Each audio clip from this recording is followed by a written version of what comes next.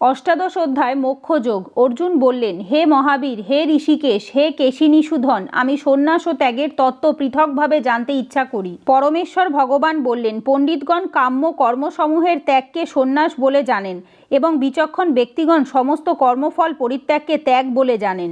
এক শ্রেণীর মনীষীগণ বলেন যে সকাম কর্ম দোষযুক্ত বলে তা পরিত্যাজ্য।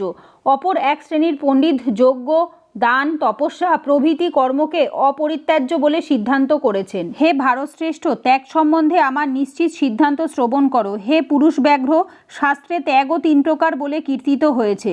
যজ্ঞ, দান, তপস্যা আদি কর্ম ত্যায্য নয়, তা অবশ্যই করা কর্তব্য। যজ্ঞ, দান ও তপস্যা মনীষীদের পর্যন্ত পবিত্র করে। হে পার্থ, আসক্তি ও ফলের আশা পরিত্যাগ করে এই সমস্ত কর্ম কর্তব্য বোধেই অনুষ্ঠান করা উচিত। এটি নিশ্চিতভাবে আমার উত্তম অভিমত। নিত্য কর্ম কখনোই ত্যাগ করা উচিত নয়। মোহবশত কৃত সেই ত্যাগকে তামসিক ত্যাগ বলা হয়। যে নিত্যকর্মকে দুঃখজনক বলে মনে করে বা দৈহিক ক্লেশের ভয়ে ত্যাগ করে, সে এই রকম রাজসিক ত্যাগ করার ফলে অবশ্যই ত্যাগের ফল লাভ করতে পারে না। হে অর্জুন, আসক্তি ও ফল পরিত্যাগ করে কর্তব্য বোধে যে নিত্যকর্মের অনুষ্ঠান করা হয়, আমার মতে সেই ত্যাগ সাত্ত্বিক। শতগুণে আবিষ্ট, মেধাবী ও সমস্ত সংশয় থেকে মুক্ত ত্যাগী অশুভ কর্মে বিদ্বেষ করেন না এবং শুভ কর্মে আসক্ত হন না। অবশ্যই দেহধারী জীবের পক্ষে সমস্ত কর্ম পরিত্যাগ করা সম্ভব নয়, কিন্তু যিনি সমস্ত কর্মফল পরিত্যাগী তিনিই বাস্তবিক ত্যাগী বলে অভিহিত হন। যারা কর্মফল ত্যাগ করেননি তাদের পরলোকে অনিষ্ট, ইষ্ট ও মিশ্র এই 3 প্রকার কর্মফল ভোগ করতে হয়, কিন্তু সন্ন্যাসীদের কখনো এই ধরনের ফল ভোগ করতে হয় না। হে মহাবীর, বেদান্ত শাস্ত্রের সিদ্ধান্তে সমস্ত কর্মের সিদ্ধির উদ্দেশ্যে এই 5টি কারণ নির্দিষ্ট হয়েছে। আমার থেকে তা অবগত হও। অধিষ্ঠান অর্থাৎ দেহ, কর্তা, নানা প্রকার কারণ অর্থাৎ ইন্দ্রিয়সমূহ, বিবিধ প্রয়াস এবং দৈব অর্থাৎ পরমাত্মা, এই 5টি হচ্ছে কারণ।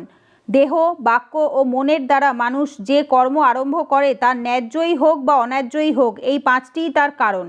অতএব কর্মের 5টি কারণের কথা বিবেচনা না করে যে নিজেকে কর্তা বলে মনে করে, বুদ্ধির স্বভাববশত সেই দুর্মতি যথাযথভাবে দর্শন করতে পারে না। যার অহংকারের ভাব নেই এবং যার বুদ্ধি কর্মফলে লিপ্ত হয় না, তিনি এই সমস্ত প্রাণীকে হত্যা করা সত্ত্বেও প্রকৃতপক্ষে হত্যা করেন না এবং হত্যার কর্মফলে আবদ্ধ হন না। জ্ঞান, জ্ঞেয়, পরিজ্ঞাতা এই 3টি কর্মের প্রেরণা। কারণ, কর্ম ও কর্তা এই 3টি কর্মের আশ্রয়। প্রকৃতির 3টি গুণ অনুসারে জ্ঞান, কর্ম ও কর্তা 3 প্রকার বলে কথিত হয়েছে। সেই সমস্ত আমার কাছ থেকে যথাযথ রূপে শ্রবণ করো।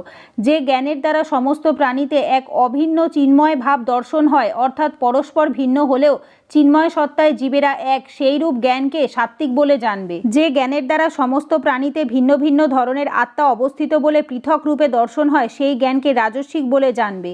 আর যে জ্ঞানের দ্বারা প্রকৃত তত্ত্ব অবগত না হয়ে কোনো একটি বিশেষ কার্যে পরিপূর্ণের ন্যায় আসক্তির উদয় হয়, সেই তুচ্ছ জ্ঞানকে তামসিক জ্ঞান বলে কথিত হয়। ফলের কামনাশূন্য ও আসক্তি রহিত হয়ে রাগ ও দেশ বর্জনপূর্বক যে নিত্যকর্ম অনুষ্ঠিত হয় তাকে সাত্ত্বিক কর্ম বলা হয়। কিন্তু ফলের আকাঙ্ক্ষাযুক্ত ও অহংকারযুক্ত হয়ে বহু কষ্টসাধ্য করে যে কর্মের অনুষ্ঠান হয়, সেই কর্ম রাজসিক বলে অভিহিত হয়। ভবিষ্যতের বন্ধন, ধর্ম ও জ্ঞানাদির ক্ষয়, হিংসা এবং নিজ সামর্থ্যের পরিণতির কথা বিবেচনা না করে মোহবশত যে কর্ম অনুষ্ঠিত হয় তাকে তামসিক কর্ম বলা হয়। সমস্ত জড় আসক্তি থেকে মুক্ত, অহংকার শূন্য, ধৃতি ও উৎসাহ সমন্বিত এবং সিদ্ধি ও অসিদ্ধিতে নির্বিকার এরূপ কর্তাকে সাত্ত্বিক বলা হয়। কর্মাসক্ত, কর্মফলে আকাঙ্ক্ষী, লোভী, হিংসাপরায়ণ, অসুচি, হর্ষ ও শোকযুক্ত যে কর্তা, সে রাজস্বিক কর্তা বলে কথিত হয়ে থাকে। শাস্ত্রবিরুদ্ধ অনুচিত কার্যপ্রিয়, জড় চেষ্টাযুক্ত, অনম্র, শঠ, অন্যের অবমাননাকারী, অলস, বিষাদযুক্ত ও দীর্ঘসূত্রী যে কর্তা, তাকে তামসিক কর্তা বলা হয়। হে ধনঞ্জয়, জড় প্রকৃতির ত্রিগুণ অনুসারে বুদ্ধির ও ধৃতির যে ত্রিবিধ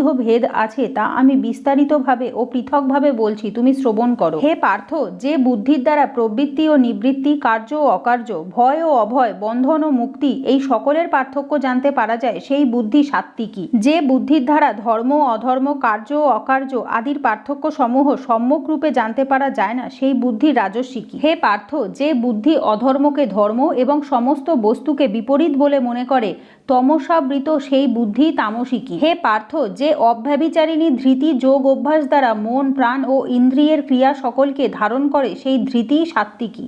হে অর্জুন, হে পার্থ, যে ধৃতি ফলাকাঙ্ক্ষার সঙ্গে ধর্ম, অর্থ ও কামকে ধারণ করে, সেই ধৃতি রাজসী। হে পার্থ, যে ধৃতি স্বপ্ন, ভয়, শোক, বিষাদ, মদ আদিকে ত্যাগ করে না, সেই বুদ্ধিহীন ধৃতি তামসী। হে ভারতশ্রেষ্ঠ, এখন তুমি আমার কাছে ত্রিবিধ সুখের বিষয় শ্রবণ করো, যার মাধ্যমে বদ্ধজীব রমণ করে এবং যার দ্বারা কখনো তার সমস্ত দুঃখের অবসান হয়ে থাকে। যে সুখ প্রথমে বিষের মতো কিন্তু পরিমাণে অমৃত তুল্য এবং আত্মা সম্বন্ধীয় বুদ্ধির নির্মলতা থেকে জাত, সেই সুখ সাত্ত্বিক বলে কথিত হয়। বিষয় ও ইন্দ্রিয়ের সংযোগের ফলে যে সুখ প্রথমে অমৃতের মতো এবং পরিমাণে বিষের মতো অনুভব হয়, সেই সুখকে রাজসিক বলে কথিত হয়।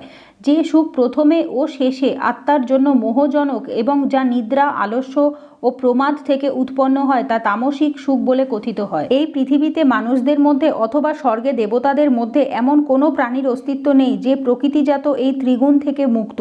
হে পরন্তপ, স্বভাবজাত গুণ অনুসারে ব্রাহ্মণ, ক্ষত্রিয়, বৈশ্য ও শূদ্রদের কর্মসমূহের বিভাগ হয়েছে। সম বা অন্তরিন্দ্রিয়ের সংযম, দম বা বহিরিন্দ্রিয়ের সংযম, তপ বা তপস্যা, শৌচম বা শৌচ, ক্ষান্তি বা সহিষ্ণুতা, সরলতা, জ্ঞান, বিজ্ঞান ও আস্তিক্য বা ধর্মপরায়ণতা এগুলি ব্রাহ্মণদের স্বভাবজাত কর্ম। শৌর্য, তেজ, ধৃতি, দক্ষতা, যুদ্ধে অপলায়ন, দান ও শাসনের ক্ষমতা এগুলি ক্ষত্রিয়ের স্বভাবজাত কর্ম। কৃষি, গোরক্ষা ও বাণিজ্য বৈশ্যের স্বভাবজাত কর্ম এবং পরিচর্যাজাত কর্ম শূদ্রের স্বভাবজাত। নিজ নিজ কর্মে নিয়োজিত মানুষ সিদ্ধিলাভ করে থাকে। স্বীয় কর্মে যুক্ত মানুষ যেভাবে সিদ্ধিলাভ করে তা শ্রবণ করো। যার থেকে সমস্ত জীবের পূর্ব বাসনারূপ প্রবৃত্ত হয় এবং যিনি সমগ্র বিশ্বে ব্যাপ্ত আছেন, তাকে মানুষ তার নিজের কর্মের দ্বারা অর্চনপূর্বক সিদ্ধিলাভ করে। উত্তম রূপে অনুষ্ঠিত পরধর্ম অপেক্ষা স্বধর্ম অসম্যক রূপে অনুষ্ঠিত হলেও শ্রেয়স্কর। মানুষ স্বভাববিহিত কর্ম করে কোনো পাপে লিপ্ত হয় না। হে কৌন্তেয়, সহজাত কর্ম দোষযুক্ত হলেও ত্যাগ করা উচিত নয়। যেহেতু অগ্নি যেমন ধূমের দ্বারা আবৃত থাকে, তেমনি সমস্ত কর্মই দোষের দ্বারা আবৃত থাকে।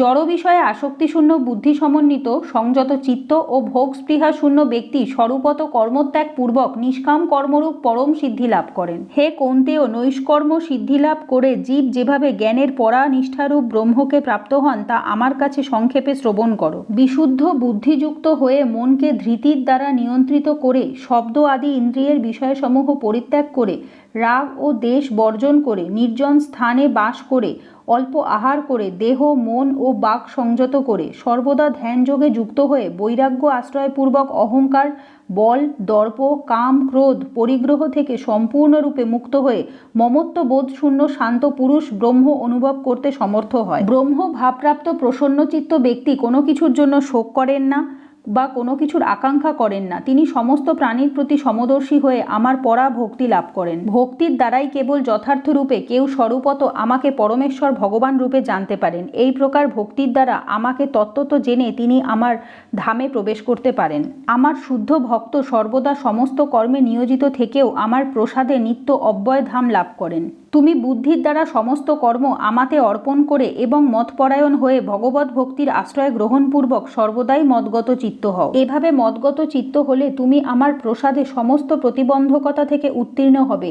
কিন্তু তুমি যদি অহংকার বশত আমার কথা না শোনো, তাহলে বিনষ্ট হবে। যদি অহংকারকে আশ্রয় করে যুদ্ধ করব না এরূপ মনে করো, তাহলে তোমার সংকল্প মিথ্যাই হবে, কারণ তোমার প্রকৃতি তোমাকে যুদ্ধে নিযুক্ত করবে। হে কৌন্তেয়, মোহবশত তুমি এখন যুদ্ধ করতে ইচ্ছা করছো না, কিন্তু তোমার নিজের স্বভাবজাত কর্মের বশবর্তী হয়ে অবশভাবে তুমি তা করতে প্রবৃত্ত হবে। হে অর্জুন, পরমেশ্বর ভগবান সমস্ত জীবের হৃদয়ে অবস্থান করেন এবং তিনি তাদের দেহরূপ যন্ত্রে আরোহণ করিয়ে মায়ার দ্বারা ভ্রমণ করান। হে ভারত, সর্বতোভাবে তার শরণাগত হও।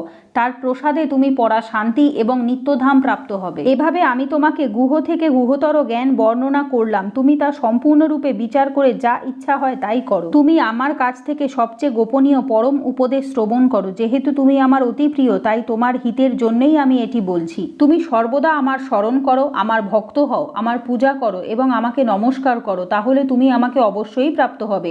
এই বিষয়ে আমি তোমার কাছে সত্যিই প্রতিজ্ঞা করছি, যেহেতু তুমি আমার অত্যন্ত প্রিয়। সর্বপ্রকার ধর্ম পরিত্যাগ করে কেবল আমার শরণাগত হও। আমি তোমাকে সমস্ত পাপ থেকে মুক্ত করব, তুমি শোক করো না। যারা সংযমহীন, অভক্ত, পরিচর্যাহীন এবং আমার প্রতি বিদ্বেষ ভাবাপন্ন, তাদের কখনো এই গোপনীয় জ্ঞান বলা উচিত নয়। যিনি আমার ভক্তদের মধ্যে এই পরম গোপনীয় গীতাবাক্য উপদেশ করেন, তিনি অবশ্যই পরা ভক্তি লাভ পূর্বক নিঃসংশয়ে আমার কাছে ফিরে আসবেন। এই পৃথিবীতে মানবকুলের মধ্যে তার থেকে অধিক প্রিয়কারী আমার কেউ নেই এবং তার থেকে অন্য কেউ আমার প্রিয়তর হবে না। আর যিনি আমাদের উভয়ের এই পবিত্র কথোপকথন অধ্যয়ন করবেন তার সেই জ্ঞান যজ্ঞের দ্বারা আমি পূজিত হব, এটিই আমার অভিমত। শ্রদ্ধাবান ও অসূয়ারহিত যে মানুষ গীতা শ্রবণ করেন তিনিও পাপমুক্ত হয়ে পুণ্যাত্মাদের শুভ লোকসমূহ লাভ করেন। হে পার্থ, হে ধনঞ্জয়, তুমি একাগ্র চিত্তে এই গীতা শ্রবণ করেছ কি? তোমার অজ্ঞানজনিত মোহ কি বিদরিত হয়েছে? অর্জুন বললেন, হে অচ্যুত, তোমার কৃপায় আমার মোহ দূর হয়েছে এবং আমি স্মৃতি লাভ করেছি। আমার সমস্ত সন্দেহ দূর হয়েছে এবং যথাজ্ঞানে অবস্থিত হয়েছি। এখন আমি তোমার আদেশ পালন করব। সঞ্জয় বললেন, এভাবে আমি কৃষ্ণ ও অর্জুন এই দুই মহাত্মার অদ্ভুত রোমাঞ্চকর আলোচনা শ্রবণ করেছিলাম।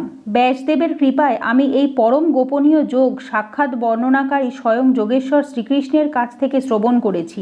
হে রাজন, শ্রীকৃষ্ণ ও অর্জুনের এই পুণ্যজনক অদ্ভুত সংবাদ স্মরণ করতে করতে আমি বারংবার রোমাঞ্চিত হচ্ছি। হে রাজন, শ্রীকৃষ্ণের সেই অত্যন্ত অদ্ভুত রূপ স্মরণ করতে করতে আমি অতিশয় বিস্ময়াভিত হচ্ছি এবং বারংবার হর্ষিত হচ্ছি। যেখানে যোগেশ্বর শ্রীকৃষ্ণ এবং যেখানে ধনুর্ধর পার্থ, সেখানেই নিশ্চিতভাবে ঐশ্বর্য, বিজয়, অসাধারণ শক্তি ও নীতি বর্তমান থাকে, সেটিই আমার অভিমত। তো আজকে আমাদের শ্রীমদ্ ভগবদ্ গীতার শেষ অধ্যায় মানে অষ্টাদশ অধ্যায় কমপ্লিট হওয়ার মাধ্যমে মোক্ষযোগ চ্যাপ্টারটি কমপ্লিট হলো এবং তার সাথে আমাদের শ্রীমদ্ ভগবদ্ গীতা যথাযথ বইটিও কমপ্লিট হলো। তো আশা করছি তোমাদের এই ভিডিওগুলোর থেকে সিরিজটার থেকে উপকার হয়েছে এবং ভালো লেগেছে। তাহলে অবশ্যই একটি লাইক করো, কমেন্টে জানিও এবং ভিডিওগুলো পরিবার এবং বন্ধুদের সাথে শেয়ার করে দিও। এবং তোমরা চাইলে কমেন্টে জানাতে পারো এরপরে তোমরা নতুন কোনো বই বা অন্য কিছু আমার থেকে পড়া শুনতে চাও কিনা বা জানতে চাও কিনা। যেরকম আমি গোপাল সেবা, রাধা মাধবের সেবা তো ভিডিও দিয়েই থাকি, তার সাথে আরও কিছু দেখতে চাও কিনা কমেন্টে অবশ্যই জানিও। রাধে রাধে, হরে কৃষ্ণ।